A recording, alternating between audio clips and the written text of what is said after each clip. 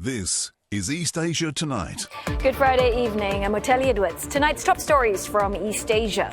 Japan and Australia's 2+2 talks wrap up with a pledge to deepen Indo-Pacific security cooperation, plus a new plan to evacuate each other's citizens during crises. Now, zooming out to a wider alliance, South Korea, Japan and the US will stage joint defense drills this month to sharpen their operational edge against Pyongyang's growing nuclear threat. And the Thai Parliament elects a new Prime Minister, Anutin Charnvirakul, securing a majority of the votes, a week after Paetongtarn Shinawatra was removed from office in an ethics scandal. And China and North Korea signal unity at the top. President Xi vows Beijing's support for Pyongyang won't waver, while Kim Jong-un pledges a backing for China's sovereignty. And on the economic front, President Trump solidifies a trade deal with Japan that brings lower auto tariffs into effect and secures a $550 billion investment pledge from Tokyo.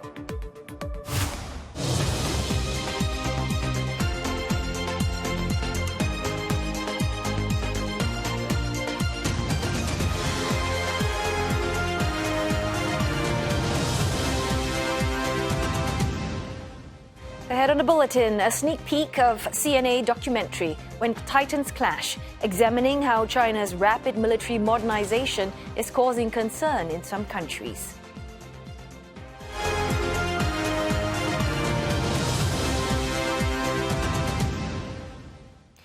Japan and Australia have been discussing security challenges in the Indo-Pacific as the foreign and defense ministers of the two sides gather in Tokyo for a 2+2 meeting. Now, Tokyo and Canberra want to cooperate further in an effort to counter China's maritime activities.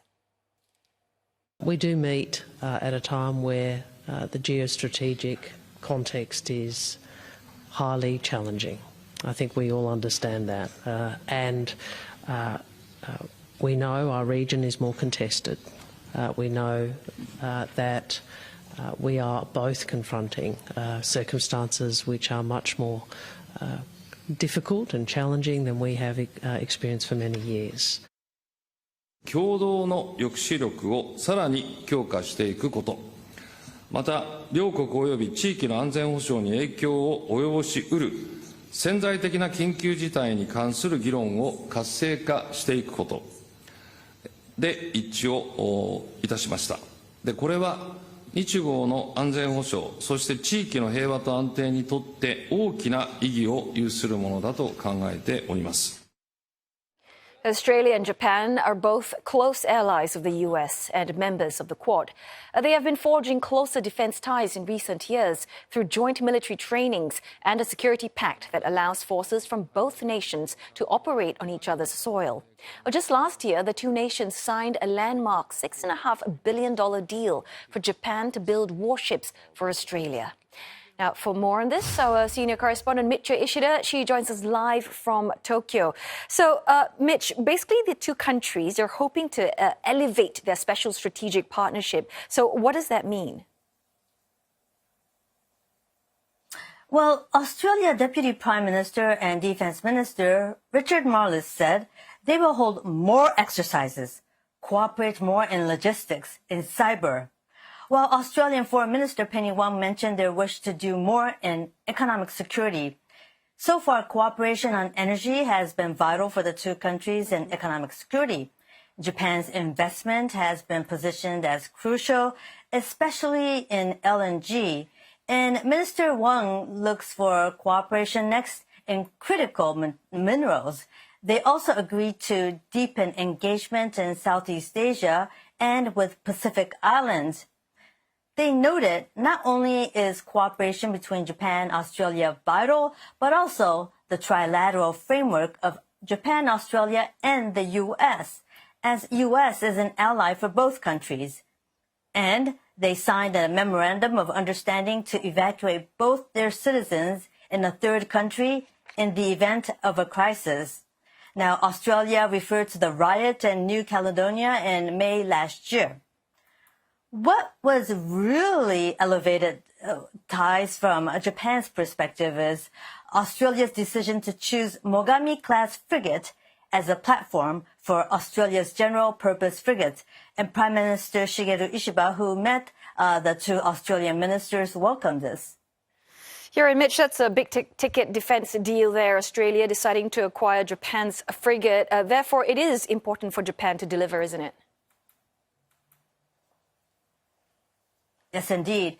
Well, Japan actually eased its transfer of defense equipment and technology back in 2014, setting new principles to fit the new security environment. And according to the government, it's to promote peace and security. At that time, Australia showed interest in Japan's Soryu-class submarine. But in 2016, Australia chose French submarines. Now, when Deputy Prime Minister Mars announced last month, it has chosen Japan's Mitsubishi Heavy Industries Mogami-class frigate as part of its 10-year national security plan, the Japanese government and defense industry were elated. And Japan, under the pacifist constitution, has focused on developing defense equipment for self-defense and purchasing mainly from the U.S. Most products have been consumed domestically with limited competition, which limited motivation for Japanese companies to promote technological development. And with limited production, they were expensive. So this biggest defense equipment contract, which, when signed early next year, will be historic for the Japanese defense industry. According to the Japanese government, the frigate is already under construction, and it can be made ready for operation in 2030. All right. Many thanks for that report. CNA senior correspondent Michio Ishida speaking to us from Tokyo. And for more insights, we will be speaking with Stephen Nagy, Professor of Politics and International Studies at the International Christian University. Meantime, South Korea, Japan and the United States are set to hold annual defense drills in September, hot on the heels of China's massive Victory Day parade, which saw North Korean leader Kim Jong-un in attendance. South Korea's military says the exercises aim to upgrade operational capabilities against Pyongyang's nuclear and missile threats. Seoul's Joint Chiefs of Staff say that the annual Freedom Edge drill seeks to implement regional peace and stability and will be conducted in compliance with international law. The military did not confirm how many troops or what type of equipment will be involved.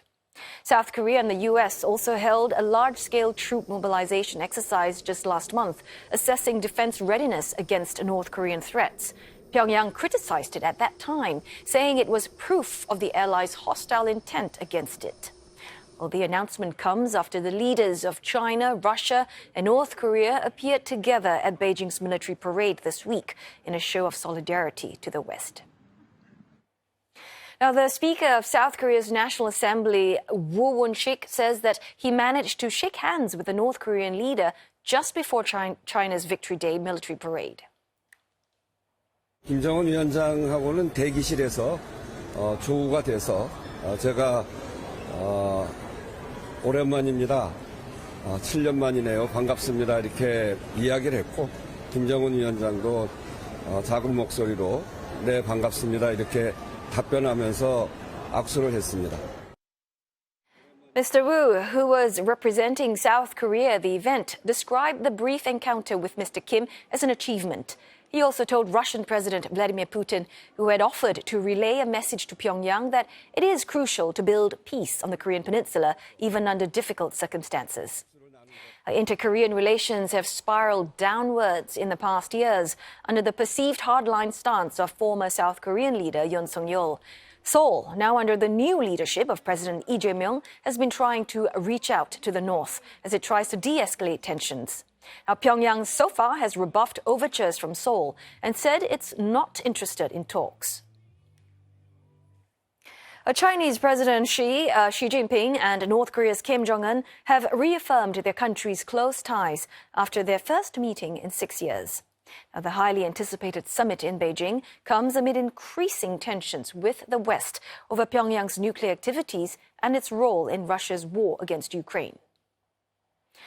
President Xi reassured Mr. Kim of North Korea's importance to China. He added that Beijing's position on this will not waver no matter the changes to the international situation. The North Korean leader reiterated Pyongyang's support in protecting China's sovereignty and territorial interests. He had met President Xi earlier in the week during a massive parade showcasing China's military might. 6년 만에 장소기 동지를 만나뵙게 된 그 감회가 정말 새롭습니다. 6년 만에 중국을 방문하면서 눈에 띄게도 중국이 또 몰라보게 변모되고 발전된 것을 깊이 느끼면서 변하지 않은 것은 우리 이번 이 대표단 중국 동지들이 열렬히 환대하고 국진이 환대해주는 그 친선의 감정을 느끼면서 세상이 변해도 조중 양국 인민의 그 친선의 정은 변하지 않는다는 것을 깊이 느끼게 됐습니다. 面对变乱交织的国际形势，中方愿同朝方加强战略沟通，密切交往合作，深化治国理政经验交流，有力推动各自社会主义事业向前发展，共同促进地区和平稳定和发展繁荣。 Well, one analyst tells us why President Xi gave the North Korean leaders such visibility. I think there's probably a number of reasons why the optics were the way they were. And the first is by having Putin, Xi, and Kim Jong-un all stand together in the middle of that consortium, it really sent a strong message about the three having a united front in this sort of anti-Western stance and anti-Western movement. They obviously share strategic thinking, strategic goals, even if they don't always see eye to eye on how to accomplish those goals. But as the U.S. is really pushing U.S.-China competition, and as the U.S., South Korea, and Japan are really pushing trilateral security cooperation, this creates that counter image of also having a counterbalance on the other side. I would say, though, that there probably is a lot of strategic messaging here, too, to pull Kim Jong-un closer to Xi Jinping and closer to China after some frosty ties, given how much the U.S. has been talking and how much Trump has been talking about wanting to revive talks with North Korea.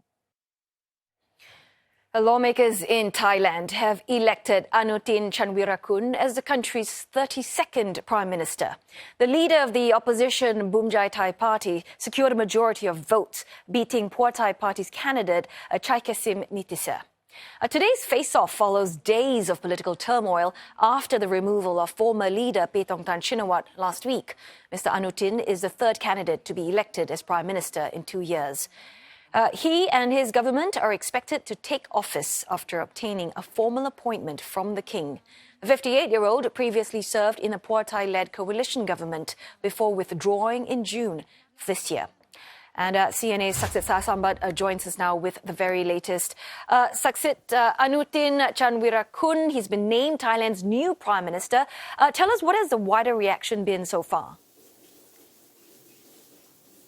Now, this comes as no surprise that Anutin Charnvirakul is becoming Thailand's 32nd prime minister of the country after he has secured enough votes thanks to a supply agreement by the biggest bloc in parliament, the People's Party. They have pledged to support him only for this prime minister's vote, but they're not going to join in government with him. And also in exchange, they are getting a pledge to have snap elections to be called within 4 months after Anutin is taking office, as well as constitutional reforms.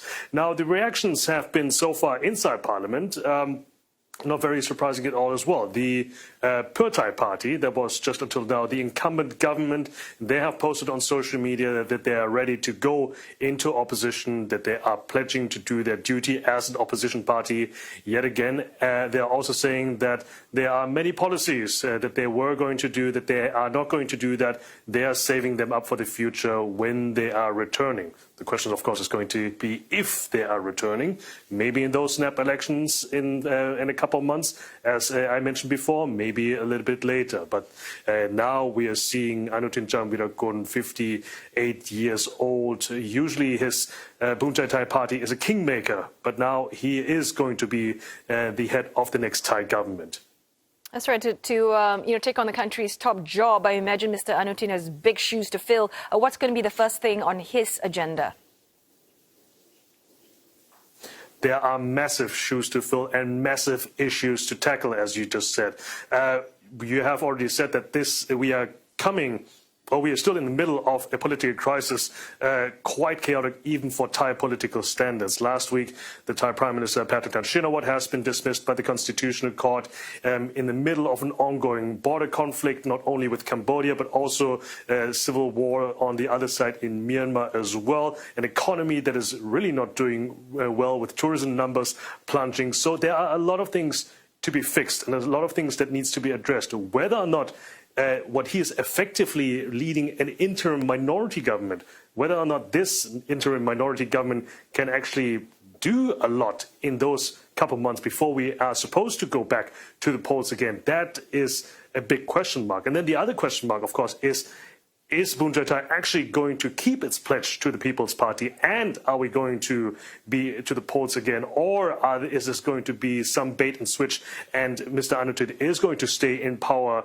a lot longer than anticipated? Now, these are a lot of questions that are going to be asked over the next few months. And of course, the question about the Pheu Thai Party also extends to the question of its patriarch and founder, Mr. Thaksin Shinawatra, the father of Pathumthan, who has left the country a day before, in the night before the vote, who was supposed to go to Singapore but has suddenly landed in Dubai, claiming to go for a medical checkup. But he has said that he's going to be back next week before a Supreme Court verdict against him looking into his hospital detention, whether or not this was legal or not. Now, Mr. Thaksin has left Thailand in 2008, and it took 15 years of self-exile for him to be back. Why am I bringing this up? Because he was very much influential in Thai politics, especially also what happened between the past 2 years. His Pheu Thai Party and the Bunjathai Party were part of the same government not long ago. 2 years ago, Thaksin came back on the day when Prime Minister Srettha Thavisin was voted of his party. Thaksin has left the country for now on the day where Anutin Charnvirakul has become Prime Minister. And as I said, whether or not Mr. Thaksin is coming back, that remains to be seen. But what we do know is that Anutin Charnvirakul is Thailand's 32nd Prime Minister. Very interesting development indeed. Thanks so much for that report, CNA's Saksit Sasombat, speaking to us live. Well, time now for a short break, but coming up next on East Asia tonight, South Korea sees its auto industry at a disadvantage from US-Japan trade deal. And US authorities detain up to 450 workers at an under-construction Hyundai Motor facility in Georgia. Stay tuned for the details.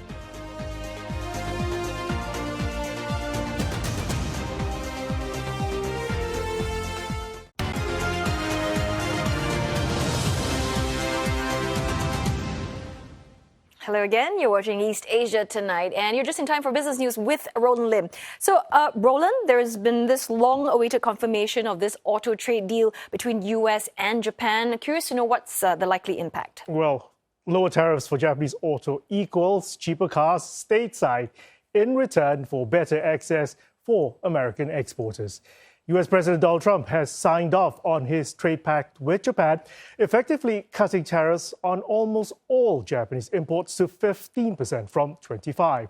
Mr. Trump signed the executive order with some of the reduced rates retroactively applied from August the 7th. The order also means that Japanese cars will have a lower tariff rate of 15% from the current 27.5%. Under the deal, Tokyo will also lower its duties on U.S. goods and has committed $550 billion in funding for infrastructure projects in the U.S. Japan also agreeing to increase U.S. agricultural imports, including rice. Now, Mr. Trump had referred to the agreement as the largest deal in history with Japan. Japanese automakers and parts suppliers cheering the signing of the pact. Mazda leading the rises, climbing nearly 6% at one point, and Nissan and Subaru also both seeing their shares rising around 5%. Other major auto players, Toyota and Honda, saw their shares jump over 3% at one point. Auto parts manufacturers also logging in solid gains, with manufacturer NHK Spring up around 5%. Lighting maker Koito Manufacturing rose 2% to its highest point in over a year. Denso, that's Japan's leading auto parts maker and a supplier for Toyota, was up nearly 3%. Meantime, shares of Korean automakers declining, with Hyundai Motor ending the day down 0.68%, while Kia Corp fell 0.75%. That's as South Korea braces for impact from higher tariffs that rival Japan. Seoul says that the US-Japan trade pact is expected to hurt its auto industry. Lower tariffs on Japanese automotive imports leaves South Korean automakers at a disadvantage, as their exports to the US remains subject to a higher 25% tariff. A Seoul trade official says the country is consulting with Washington but could not say when similar tariff cuts might apply. Remember, in July, Trump announced plans to lower tariffs on South Korean imports to 15% in return for Seoul investing some $350 billion in U.S. industries. But the cut has yet to take effect, as both sides remain divided over the details of the investment package. Officials say talks are continuing, with both countries working towards a non-binding memorandum of understanding on the investments.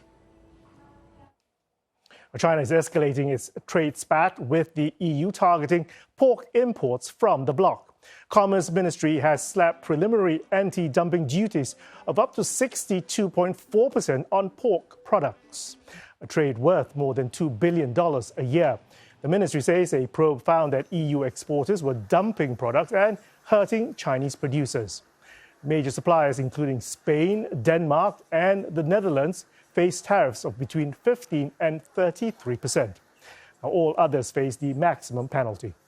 The move comes after the EU imposed tariffs on Chinese EVs. The duties take effect from September the 10th and could be adjusted before the investigation wraps up in December.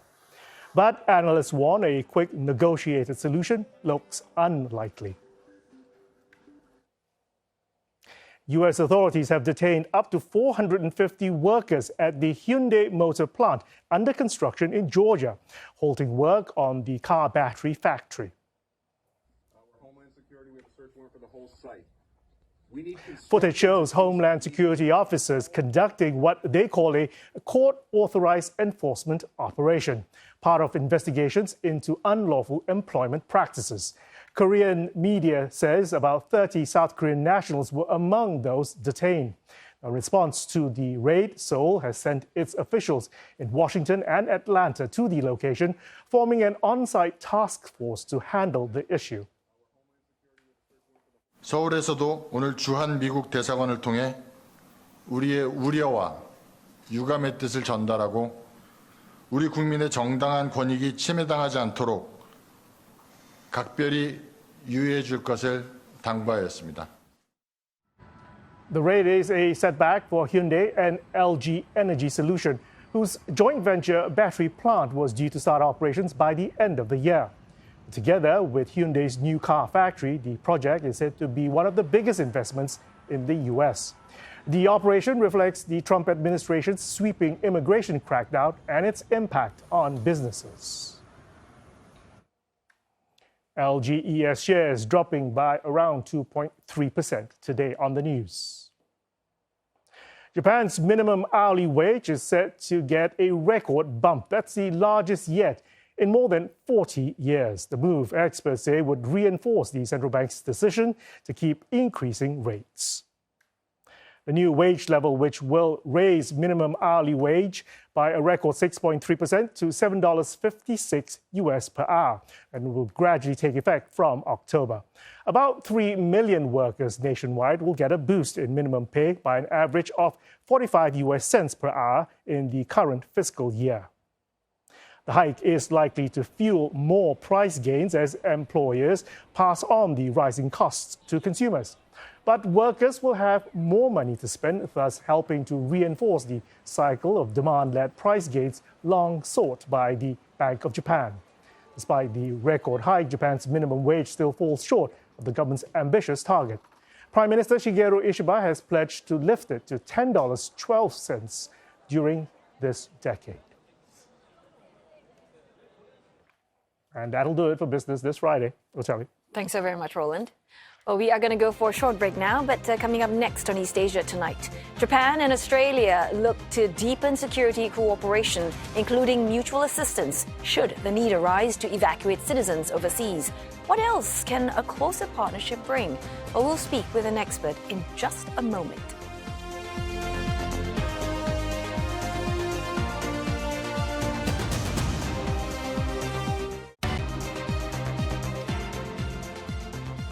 This is East Asia tonight, and here are the headlines we're following.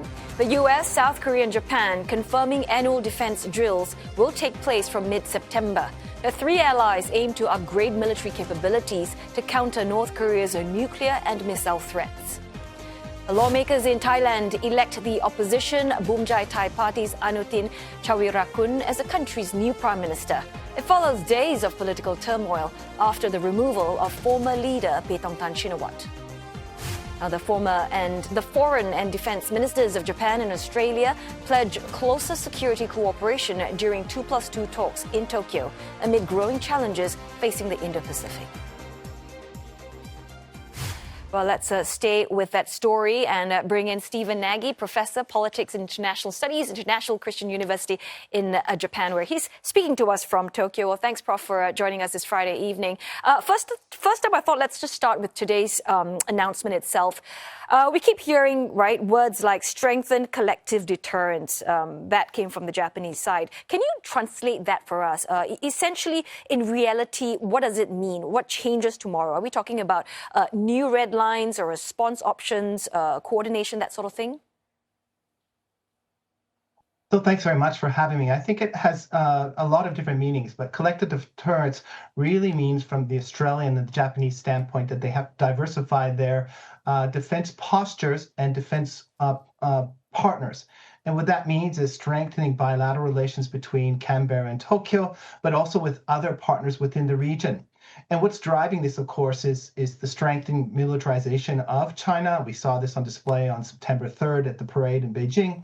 The coordination between Vladimir Putin, Kim Jong-un in North Korea, and Xi Jinping, but also demands from the White House for Australia, Japan, and other allies within the Indo-Pacific to step up to the plate, do much more in terms of their own defense, and find new partnerships to contribute to the burden sharing of the Indo-Pacific. There's real challenges, and the challenges are consequential for not only the region's security, but economy, and has tremendous spillover effect for regions like where you're in, Singapore and Southeast Asia, Northeast Asia, where Japan and South Korea and others are located as well.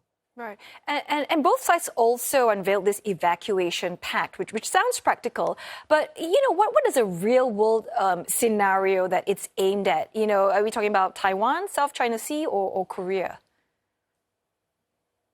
Well, I think all three of those locations are on the plate. For example, if there was some kind of conflict in the South China Sea, in particular with the Philippines, and I think this is the biggest hotspot in the South China Sea, how would Australia and Japan coordinate the evacuation of their citizens and other citizens that would be at the loggerheads of this kind of conflict? The same if there was a conflict in the East China Sea, how would we evacuate people in the Okinawa and the associated islands? And of course, the real hotspot is across the Taiwan Strait.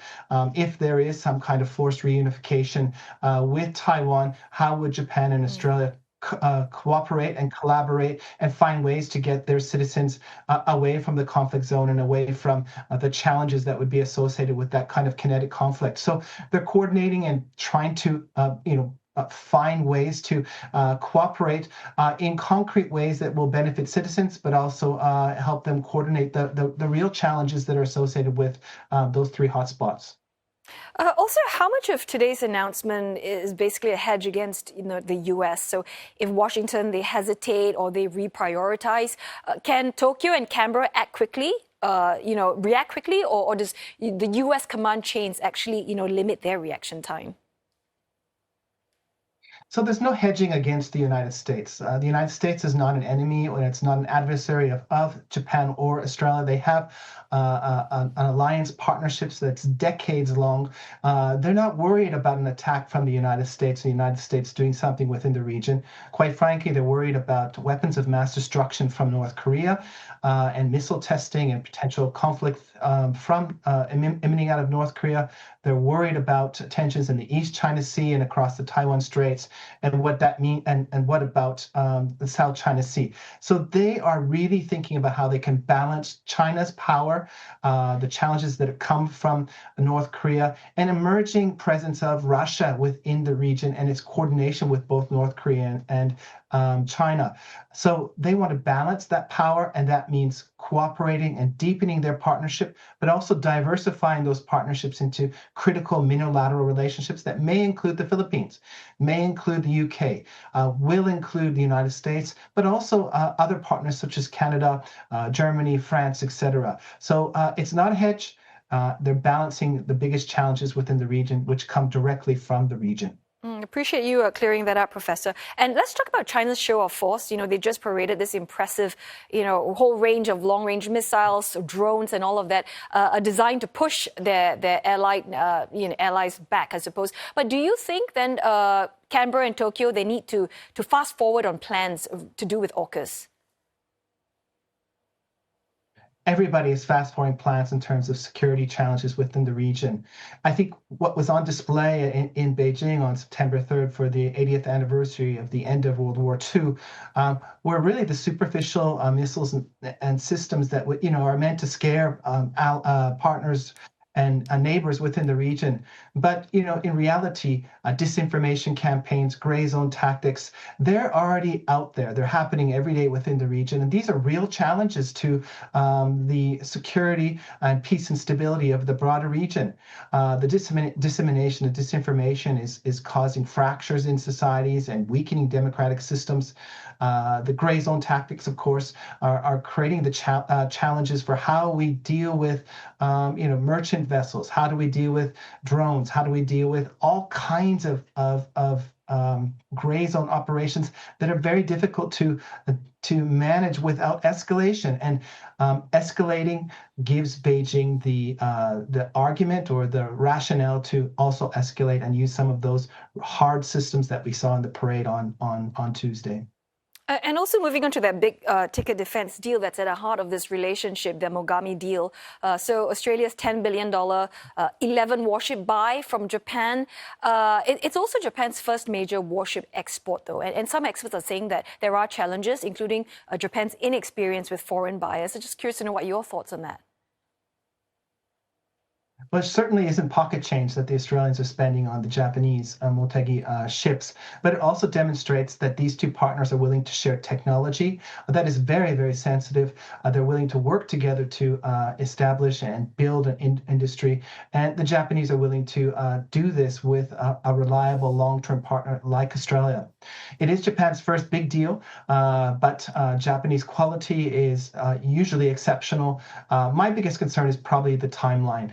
Japan's tendencies for perfection and for bureaucracy may slow down the process and the delivery date of these exceptional products.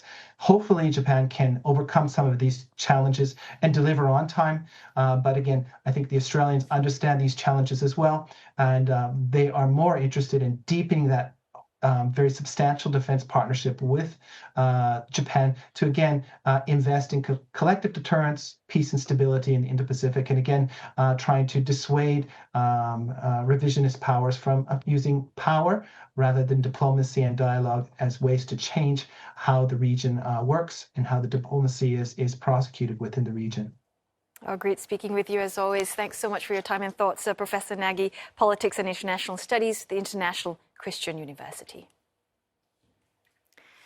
Now, Japan's National Police Agency and India's Central Bureau of Investigation have busted an India-based fraud ring targeting Japanese residents. The operation was aided by Microsoft and other private sector groups. Well, this marks the first time Japanese police uncovered an overseas base for such scams through a joint investigation. 6 people were arrested in India. The group posed as Microsoft staff, tricking victims into thinking their computers were infected with the virus. They demanded payment for fake technical support, defrauding about 200 people in Japan. Losses came to more than $1 million. A private sector help was crucial. The Japan Cybercrime Control Center tracked IP addresses of scam websites and passed them on to Microsoft. Microsoft's digital crimes unit then traced accounts back to India. Well, that information helped investigators pinpoint the suspects in their operation. Fraud remains a serious concern in Japan. Bank transfer scams alone cost victims more than $403 million in the first half of this year. And that's already on pace to surpass last year's record high of $485 million. The South Korean President Lee Jae-myung has extended his condolences to victims of Wednesday's funicular railway crash in Portuguese capital Lisbon. The incident, which happened during the evening rush hour, killed at least 16 people, including 2 South Koreans. Nearly 2 dozen others were hurt. Mr. Lee, in a Facebook post, said that he prayed for victims who lost their lives and wished a swift recovery for those injured.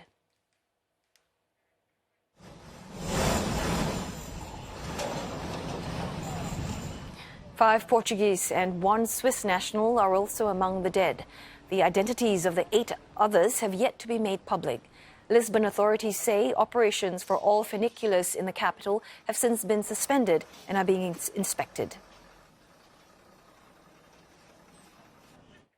Coming up on East Asia tonight, Russian President Vladimir Putin says a new gas pipeline to China will be mutually beneficial, priced on a Europe-style market formula. And later, we'll be looking at how China's rapid military buildup is stirring unease abroad.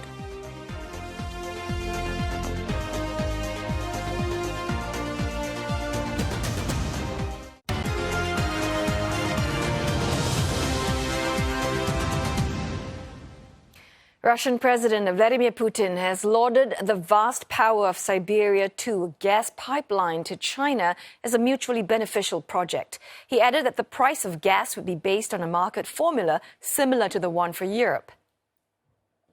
Это взаимовыгодный проект.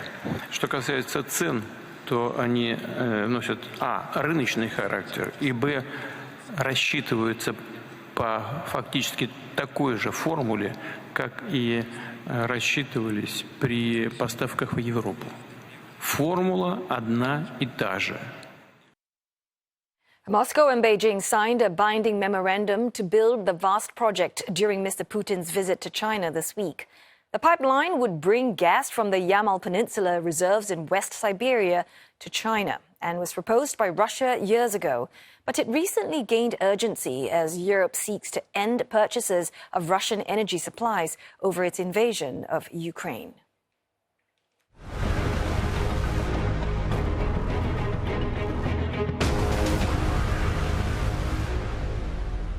A persistent drought in the South Korean city of Gangneung has forced authorities to enact further emergency measures. This after rains forecast for yesterday missed the region, leaving water levels at the city's main supply, the Obong Reservoir, at record lows. And as of this morning local time, its storage level stands at 13.2%, a 0.3% drop from the day before. And from Saturday, water supply will be cut off to 123 sites, affecting some 45,000 households and 10 large lodging facilities, including hotels. Should the reservoir level fall below 10%, restrictions will be expanded citywide, and time-based water rationing will be imposed. Well, this is Gangneung's worst drought in more than 100 years. The city was even declared a national disaster area last week. Hundreds of soldiers, fire trucks and the Coast Guard have been deployed in a full-scale effort to aid the drought-hit area. But officials are warning that the water level at its main reservoir could sink below 10% within the week at the current pace of declines. Gangneung has received barely 40% of its normal rainfall in the past 6 months. A tropical storm Peipa made landfall in western Japan earlier today. Authorities are warning of heavy rain with risks of floods and landslides across wide areas. Well, the storm first touched down near Tsukumo in Kochi Prefecture around 1 a.m. local time. Then again in northern Wakayama Prefecture some 8 hours later. Torrential rain has lashed both western and northeastern Japan, with some areas recording more than 80 millimeters in just an hour. The weather has disrupted rail services and traffic. Peipa is expected to track east along the Pacific coast into the early hours of Saturday. Weather forecasters warn of intense and prolonged downpours, especially in central and eastern Japan. Residents are being urged to stay alert. In typhoon-prone Philippines, a crackdown on corruption in flood-controlled projects is underway. President Ferdinand Marcos is set to order the creation of an independent commission to consolidate the investigation. But there are concerns that some lawmakers could be linked to anomalies being examined. CNA's Bueno Bernal with this report. Floods. Social media in the Philippines flooded with outrage over the lavish lifestyles of children of powerful politicians and private contractors linked to allegedly anomalous state flood control projects. Content creator Kia Abrera specializes in educational videos on branding and entrepreneurship, but quickly joined the online conversation. It's one thing to survive a storm. It's another thing when the funds meant to protect us become private luxury for a few. The ongoing nationwide crackdown on fraudulent and even ghost flood control projects was announced by President Ferdinand Marcos Jr. in his State of the Nation address in July. Simmering public outrage saw youth groups this week deface the Department of Public Works and Highways logo and photos of an alleged dubious contractor and of the president, who they argue was in charge when these projects were approved. Experts say collusion between public officials and private sector players to extract kickbacks from state infrastructure projects has persisted through the years, despite procurement laws that require competitive bidding. Of course, there's a payment for a particular project. One contractor wins automatically, but then in other projects, no, the other contractor wins. But then they also have some spoils from the bidding. Our own study showed that even the private sector, they're tolerant of corruption, probably because corruption gives them certain advantages. Public policy expert Eric Batalla adds anti-corruption drives in the Philippines suffer from a politically vulnerable justice system. This court, the Sandigan Bayan, is where those accused of graft and corruption in government are tried. But rarely are high-ranking officials even charged. The highest-ranking official ever convicted here was pardoned by a subsequent president just weeks later. Experts argue anti-graft institutions, including those in charge of campaign finance monitoring, state audits, whistleblower protection, asset recovery, and prosecution, need to be empowered with more resources and autonomy. Corruption studies researcher Cleo Kalimbahin says the failure of such integrity institutions over time creates a sense of impunity.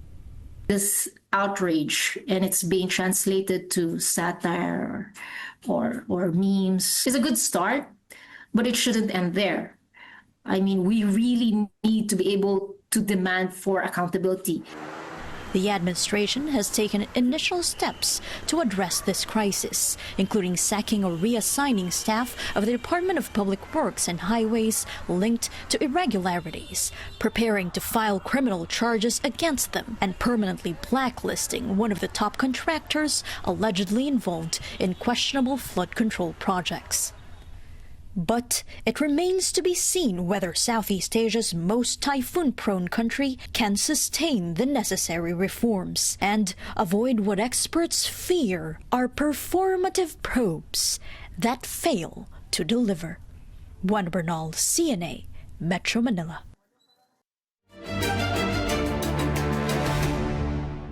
China's Victory Day parade this week showcased hundreds of aircraft, including fighter jets, bombers, as well as nuclear weapons, some of which have never been seen in public before. Well, a new episode of CNA documentary, When Titans Clash, examines how the country's rapid military modernization is causing unease in some countries. And here's an excerpt. 中华民族伟大复兴势不可挡。今天，人类又面临和平还是战争？中国人民坚持走和平发展道路。 Since he took power in 2012, President Xi has ordered the People's Liberation Army, or PLA, to modernize at speed, and the call has been answered.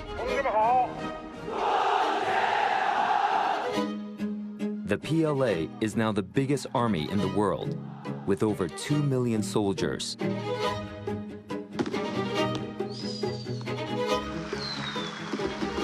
China has also developed a formidable shipbuilding industry, producing a naval fleet with over 230 warships. That's more than what the United States Navy possesses.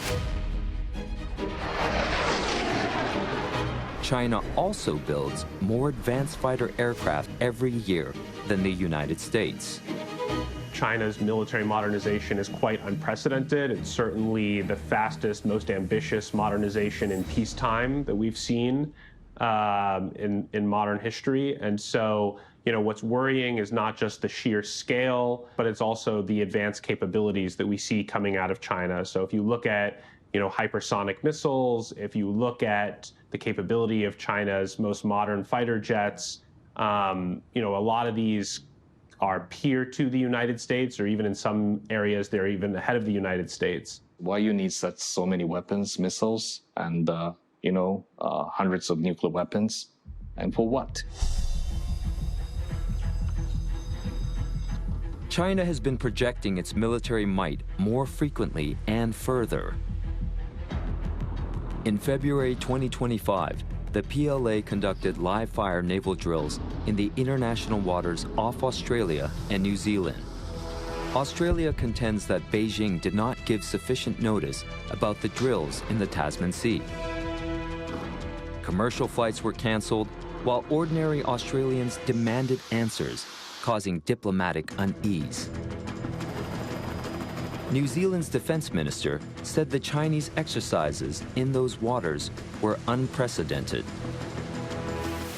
In June 2025, the Japanese Defense Ministry reported that China deployed 2 aircraft carriers simultaneously to the Pacific, near Japan's southern islands.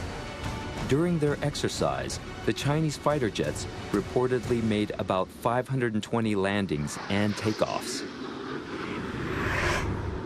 The Japanese government decided to release all of this.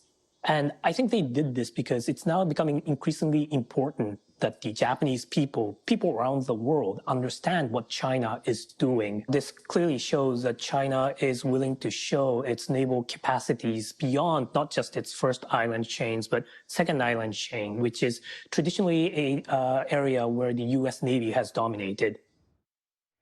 And that wraps up this Friday's edition of East Asia Tonight. Don't forget your headlines anytime at cna.asia. Thanks for watching.